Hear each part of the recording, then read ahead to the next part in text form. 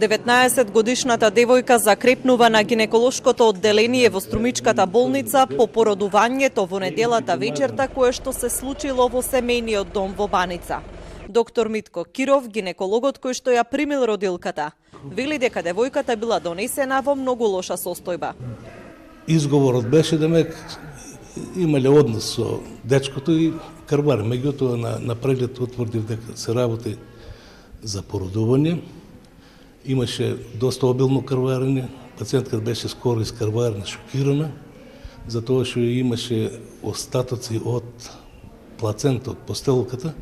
Подхитно се направи тука на одделението ревизија, се смири крварењето, имаше како најверојатно имала помош за време на раѓањето, нестручно водено, со повеќе расцепи, сушиена тука, крварењето сопрано, требувано 2 единици на соодветна крв, испитување прво на крвна група, РХ факторот и пациентката немаше ништо кај неа.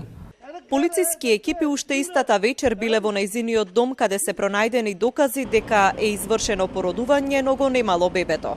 Од СВР Струмица денеска информираа дека мртвото тело на новороденчето е пронајдено во јама и по наредба на јавниот обвинител дадено на обдукција.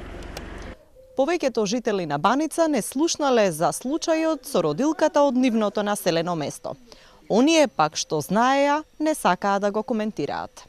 Примероци од крв се земени за анализа од мајката, членови на семејството, но и од мажот со кој таа била во врска.